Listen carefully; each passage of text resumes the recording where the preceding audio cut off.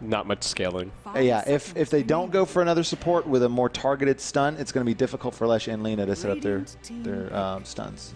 Their shots. That is actually a very good point. The ease of execution becomes very, very, very high for MVP Hot6. Not very easy at all.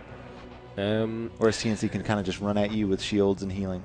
Yeah, they've got a very scary-looking gyrocopter at the moment, backed up by some voodoo restoration, some shields, and some heals coming in from the Abaddon as well. So it looks like TNC probably just looking for their mid-hero. This Huskar band, they know something. TNC knows something about Hot6. Maybe we'll see that come out later, though. Yeah, I feel like people were talking about the Huskar, and I think there's also a couple of teams in Europe who could potentially pick up the Bloodseeker. Okay. All right, I'm down with this. What's the thought process behind the Bloodseeker, do you think?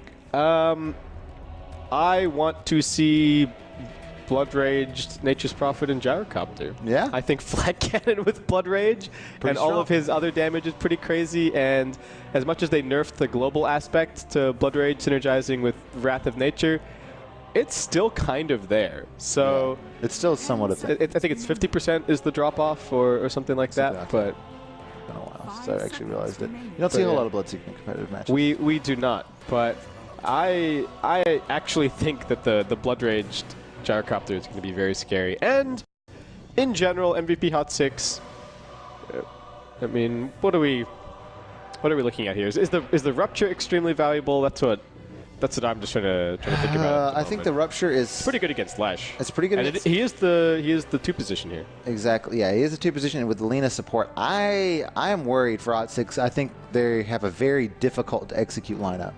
Normally that's not the case when you see an Undying, but when you have both Leshrac and Lina and Nyx Assassin with that no longer hero targeted stun, they could get run over. Yeah, there's a chance. It's really easy for them to come mid game and just miss their spells and just lose. Which potentially, yeah. I mean, they're professional players. It shouldn't be, usually they should hit their spells, but these are peculiarly hard spells to hit. So we will see how that will go. Yeah, so let's jump ourselves on into this game. It's game 1 of our 2-game series between TNC and MVP Hot6 for Group A, I believe, of the SEA qualifiers here. It is indeed Group A. It is indeed Group TNC A. Sitting at the top with 3 points, a 2-0 record, and MVP Hot6 currently tied with G-Guard with 1 point and a 1-1 record. So this match means a lot for the groups as we move on. All right, so let's lead things off with some very quick introductions. Over on MVP, we have Forev on the Juggernaut. We've got Sunby on the Undying. MP is going to be on the Leshrac. Jerax over on the Nyx Assassin. And finally, Heen on the Lina. Meanwhile, for TNC, we've got Noji on the Gyrocopter, 7 on the Witch Doctor, Teehee on the Bloodseeker, EU on the Abaddon, and finally Sam H on the Nature's Prophet. Both teams making a very aggressive move down towards the bottom rune to begin with, but looks like MVP's train is just going to keep on moving up towards the top side of the map where they're just going to set up camp for the bounty rune there. In terms of early warding, we've got 1 Radiant Ward placed down, I think anticipating an aggressive trialing out of MVP, largely because of the Undying pickup.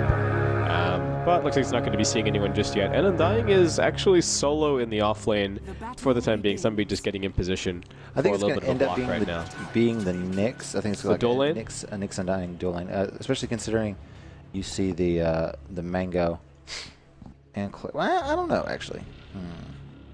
All right, so we have a dead mouse for Heen, but looks like he's managed to revive it. So we're going to be able to get going. I think we've actually got a couple of mangoes picked up this here. Is interesting. It's definitely a core. It's a core Lesh here. This is a mid Lesh. Yeah, no, MP is definitely their 2 position player. Yeah, exactly. So yeah, it's going to be just a Jerax Undying dual lane with is Sunby normally the 4 or the 3 here?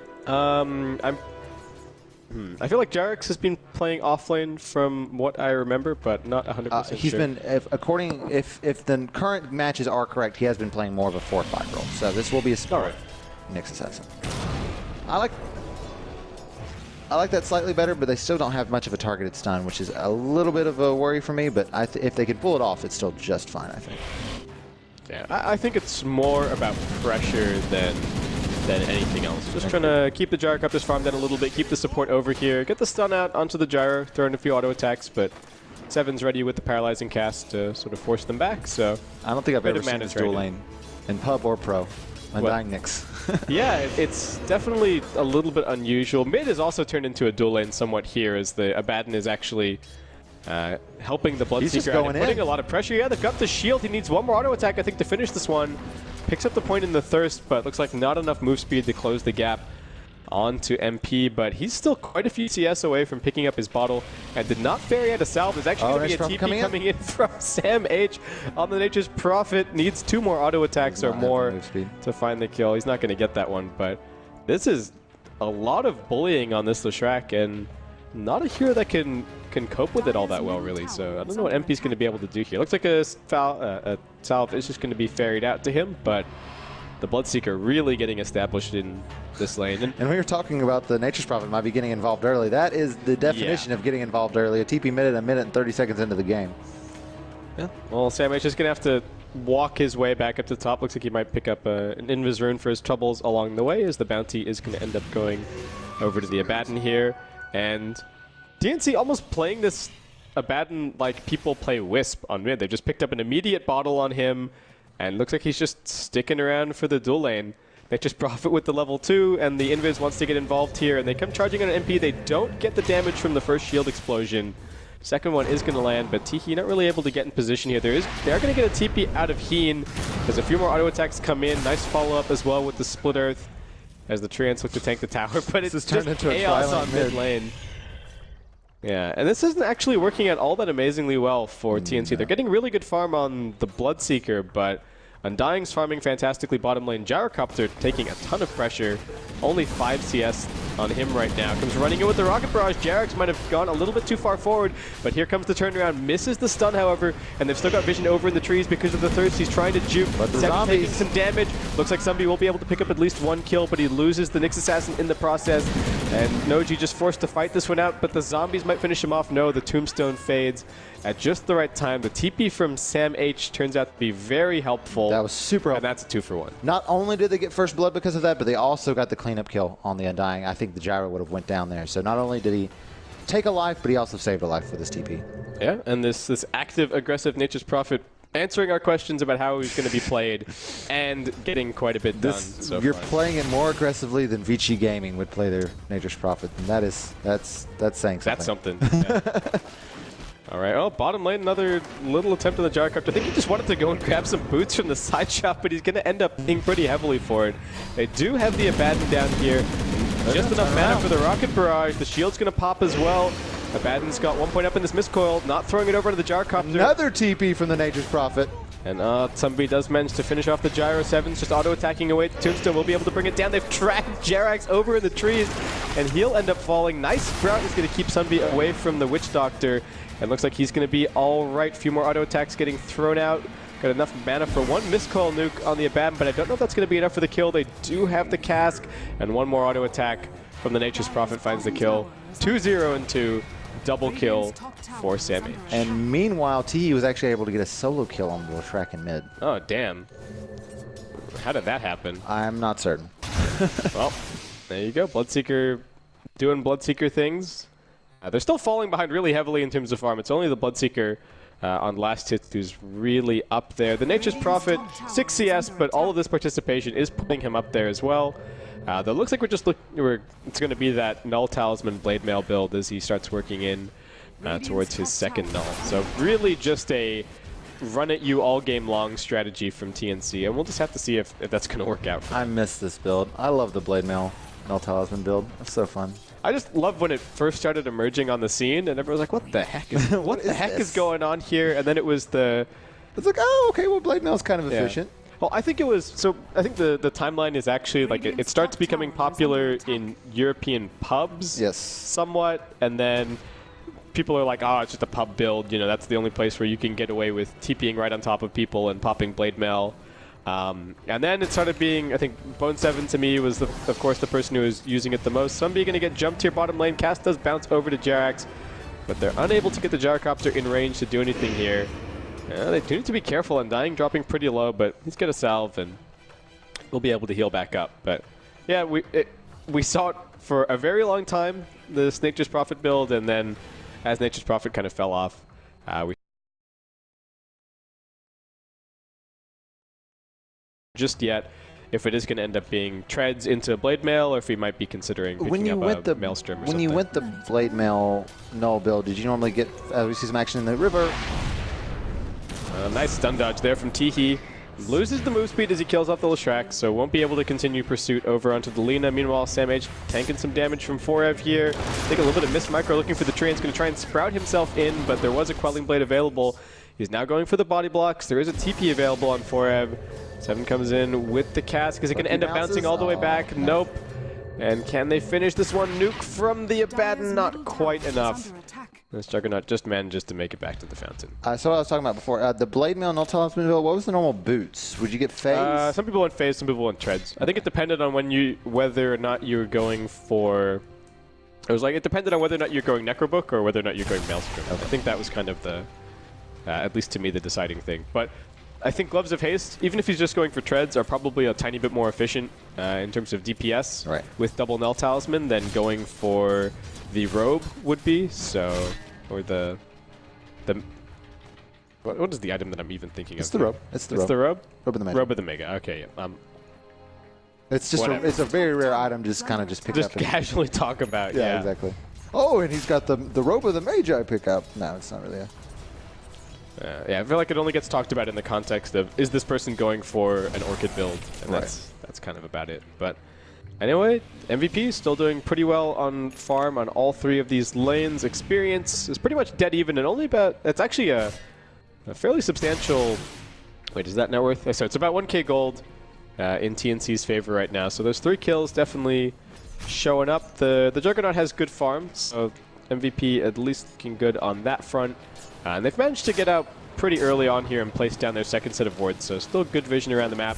Sam H is going to be TPing out, I think afraid that he was going to get pincered by the Jug. And here comes Teehee bottom. He wants to get something done. He's got a point in Rupture, and it's off cooldown right now. Yeah, looks like they're going to try and find the Undying. TP out attempted. Can they burst him down in time? They just barely will be able to.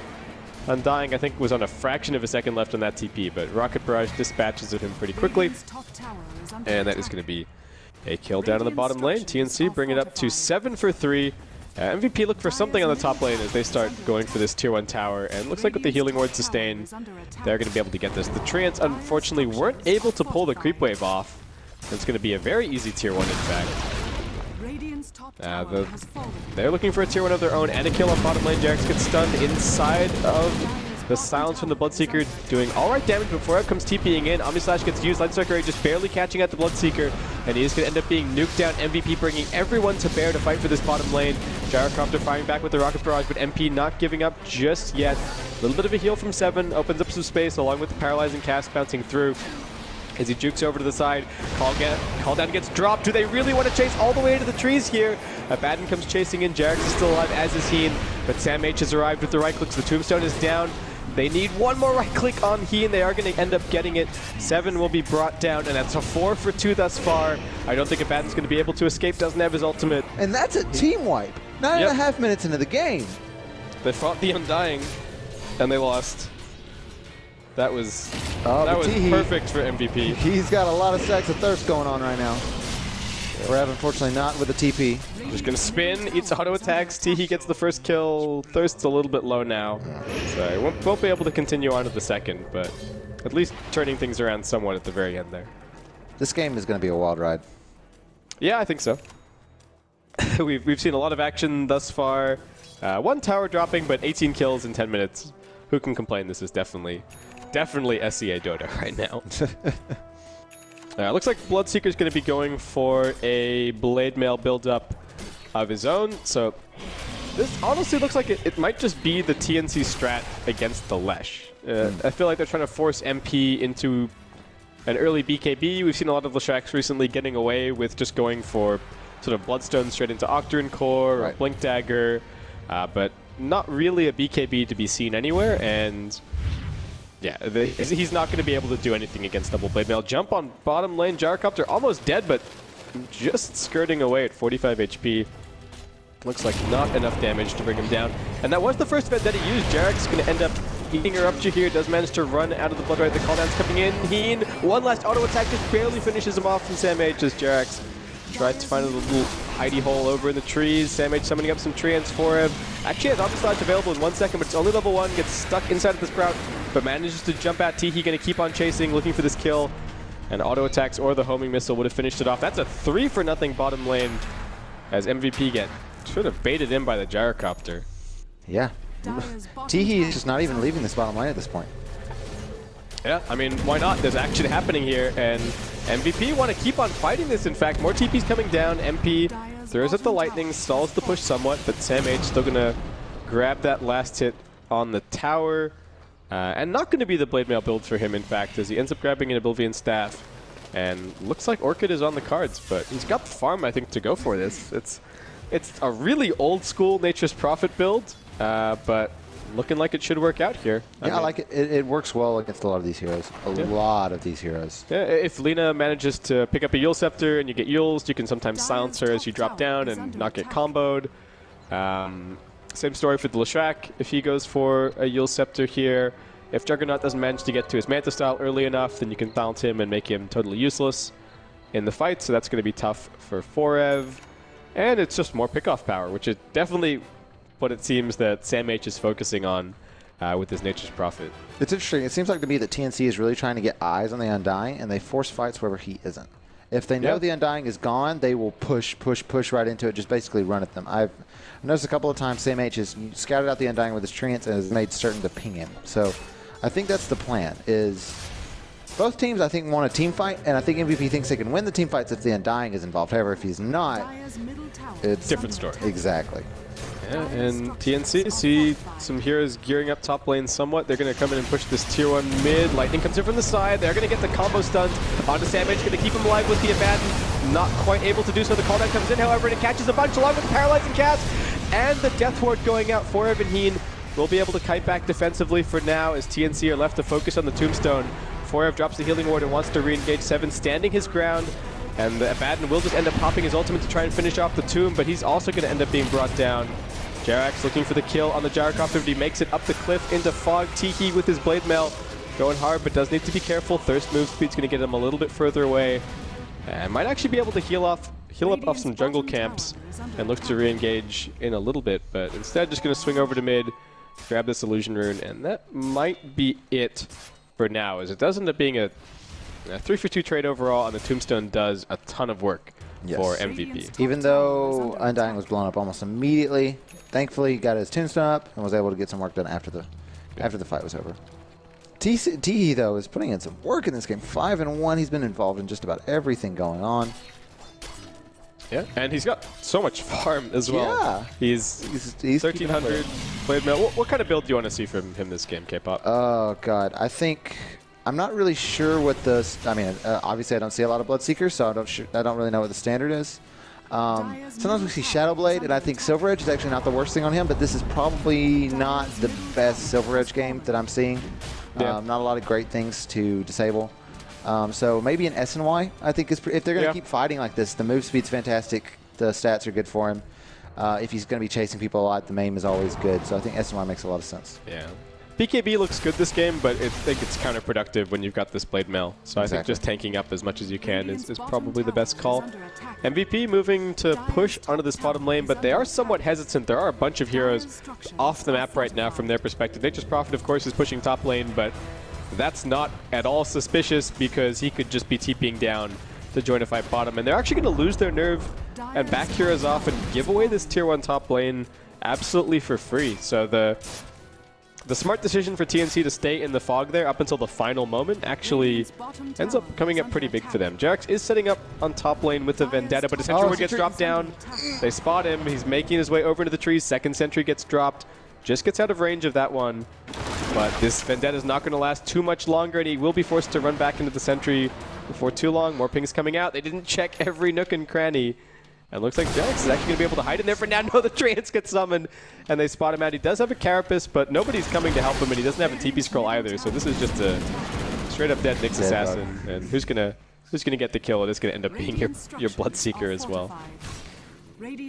All right, okay, so Nyx Assassin's dead. MVP is still working on this bottom tier 1 tower. Edict doing some pretty good damage right now, but TNC already setting up for this tier 2 on the top lane. There is an MVP glyph available, so I think they could stall until they have their Nyx Assassin back up, but Call Down and the Bloodright are both going to force MVP back. They come charging into the space and drop to the Tombstone to zone back the fight. Yeah, TNC can definitely kite away from it and avoid it for this fight here. The Paralyzing Cast bouncing things around a little bit.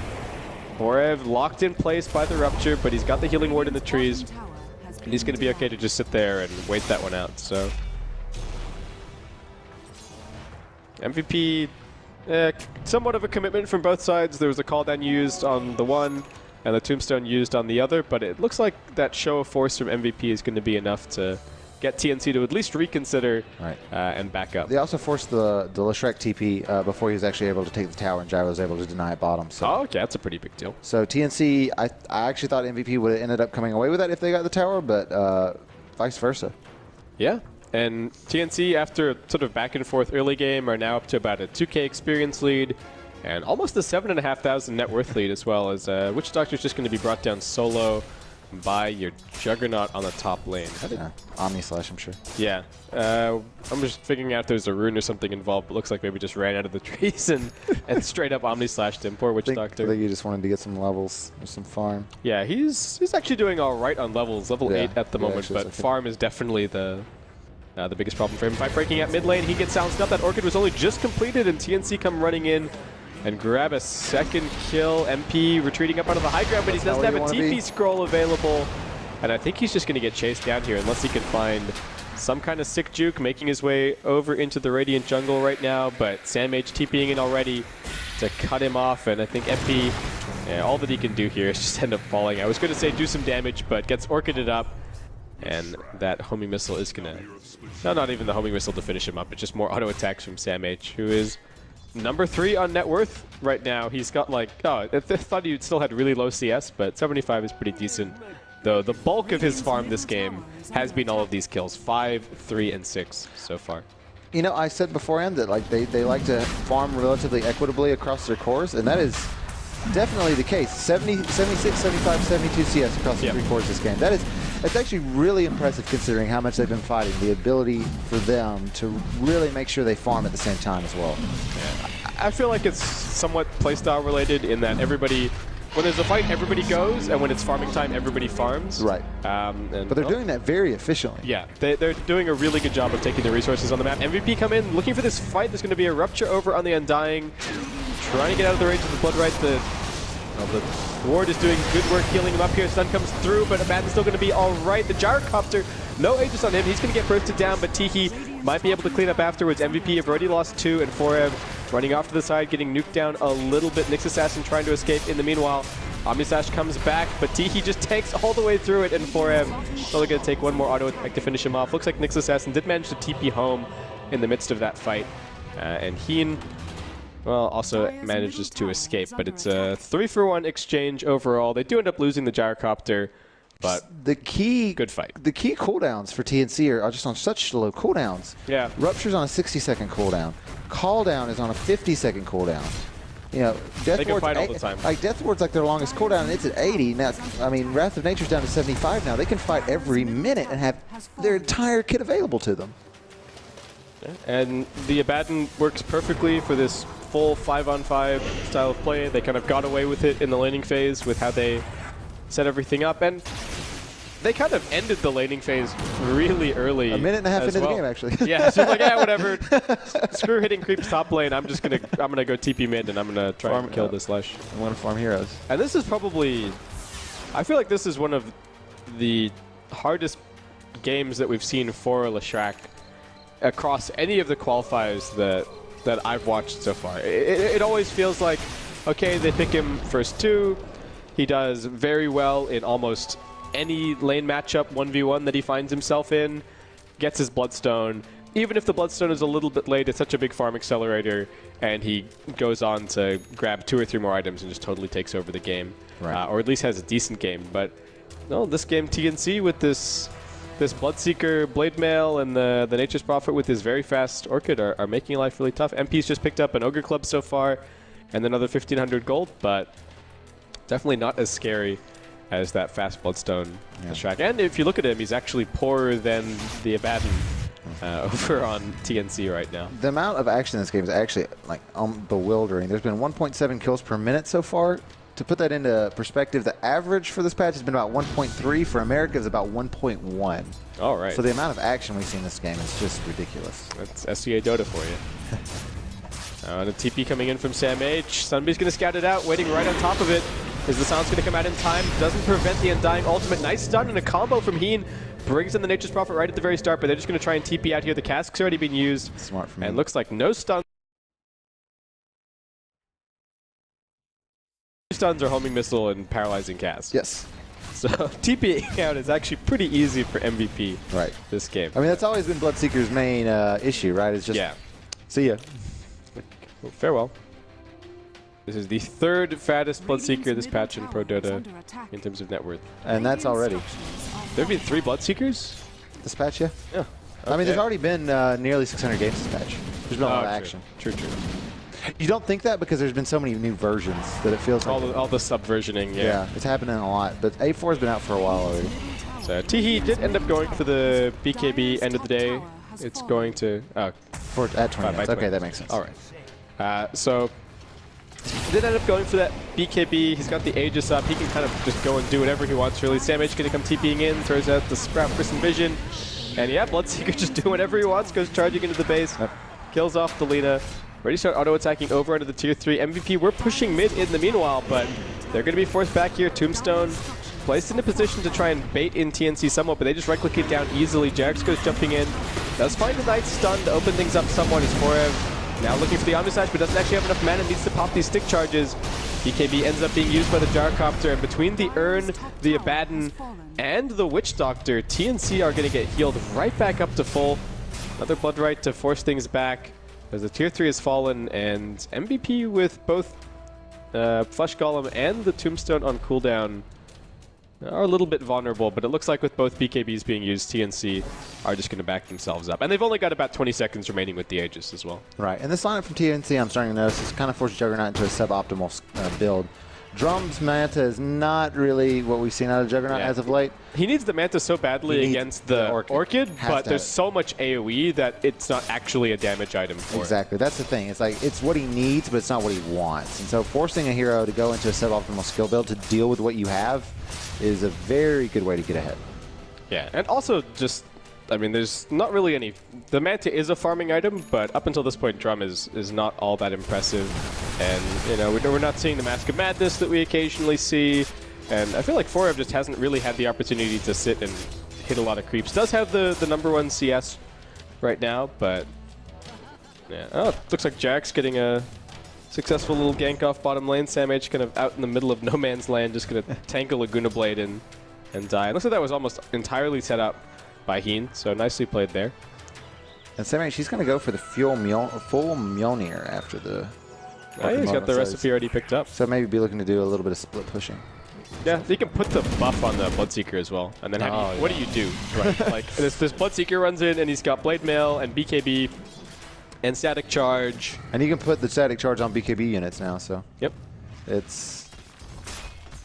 Yeah, that's going to be hard. It's no fun. Last pick Bloodseeker working out. Forev going to keep pushing top lane, unfortunately. Oh, actually, he could pop the Manta Style since the Nature's Prophet is dead at the moment for a little bit of extra tower damage, but there is also a glyph available for TNC right now. Seven comes in, throws out his only stun. Spin TP. They're going to try and do enough damage to finish him with the Death Ward. They don't get anywhere close. No chance. Just a little bit of pressure there. MP in some trouble. Another TP out. They really need something to stop all of this. MVP actually just split push out top lane and mid lane. They see TNC heroes, but all you have to do is avoid the Witch Doctor, and you can just TP yourself back to safety. So yeah, it's kind of what you have to do from MVP. Yeah, they get the lanes out. They open up their jungle a little bit for some more farming, so they can start stabilizing this net worth difference somewhat. Jax needs to be a little bit careful. 12K. He doesn't have a Vendetta for a while, and the Nature's Prophet does see him. He gets a Sprout Vision around the corner. It does have a blink to get out, so even if the Orchid lands, needs to auto-attack him. Yeah, he's fine. Yeah, looks like he's going to be sweet. But Jax just pressuring as best he can, making some space for the cores to pick up some farm. Forev is going to spot out an aggressive movement here from the Abaddon. And TNC's vision, not all that impressive at the moment, actually. MVP doing a very good job of kind of keeping control of their own jungle, maintaining spaces that they can farm up. And TNC not going to bother with looking towards this tier 2 tower on the bottom lane. They're just going to have Sam H hold things out with the Treant somewhat, and they're going right in to try and grab this first lane of Rax here. It is quite a bit of gold if they can get it. They need to be somewhat careful. Teehee with his Shadow Blade at the ready to disengage. So they're just going to use the Gyrocopter to slow siege this a little bit. Some harassment coming out from Lena, but Jarek's is blinking it. They're fighting the 3 heroes done. Damage dropping very low quickly, and they're also going to be able to burst down the Witch Doctor. Rupture comes back.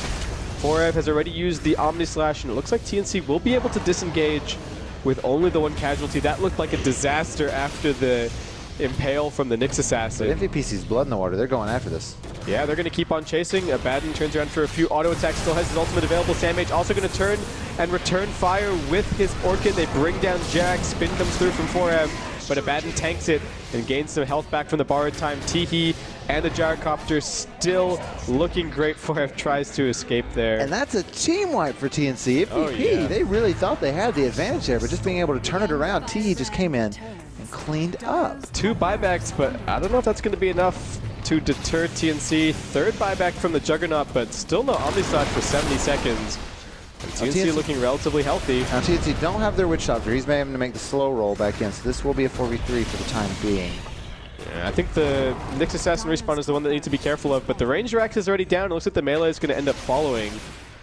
TNC maybe reconsidering. A few more Urn Charges coming out, a little bit more healing. Rupture on MP, and he's actually going to drop very low, trying to run back to the fountain. The Blade Mail gets popped. He can't afford to do too much damage, canceling his auto attacks, but Teehee still finishes him off, tanks the Laguna Blade, and manages to dodge out of the way of the stun as Jarex comes jumping in second. BKB for the Gyrocopter has that one back up. The call down doing great work. Heen not even able to run back towards the fountain, just going to have to take a little excursion.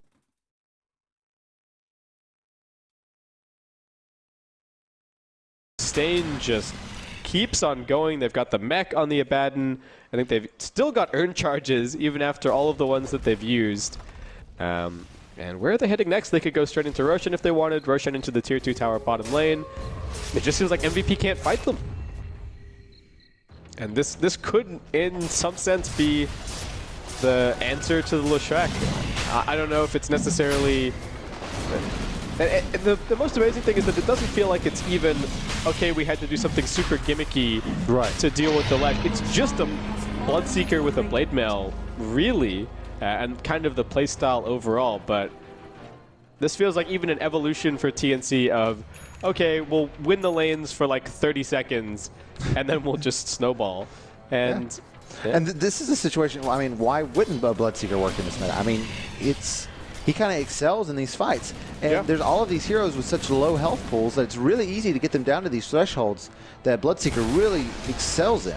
And with the recent buffs, it's really easy for him to get an insane amount of move speed and damage. Yeah, and especially when you're talking about a hero like Gyrocopter, who in a lot of cases can bring heroes low with the flak, or at least deal decent damage, but not necessarily finish them off, and that's what the Bloodseeker just totally cleans house. They keep Prophet just ults, and he's got a ton of thirst. Yeah, and I feel like TNC, they're up against a lineup with all of this AoE, but they've got the sustain to just tank through it. I mean, if you look at their positioning, they're getting hit by 2 hero splitterts, they're getting hit by 3 hero impales, but it just doesn't really matter too much. Jarek's going to get caught here on the edge of a Sentry Ward. Looks like he just managed to outrange it as he gets sprouted, and he will be able to blink away a little bit further, but the chase continues. Throws at the stun. Going to try and TP out. Will he be able to? The Soulburn damage might finish him back in the fountain. Quite. It does. It does. As the Wrath of Nature bounces through somehow. Okay. Wait. How does that do damage? How does Wrath of Nature hit him? It did. I watched his health bar. It took the Orchid Burn damage, and then maybe the Wrath of Nature hit him, and then the Orchid Burn damage did. Yeah, but we had still a slight bit of vision on him for a second. Anyway, MP, BKB going to try and TP out. He got Ruptured, just barely surviving back at the fountain. Healing Ward going to help him heal up along with his bottle, but TNC are already working away at this tier 3, and looks like MVP just can't do anything. Somebody going to try and find an angle to initiate into this fight, but he's already used the Tombstone, and that's on cooldown for 30 seconds. There's Treants to soak up the Omni Slash, so Forev can't really do anything at the moment. And they're just going to have to watch that lane of Rax fall. MP silenced and sprouted.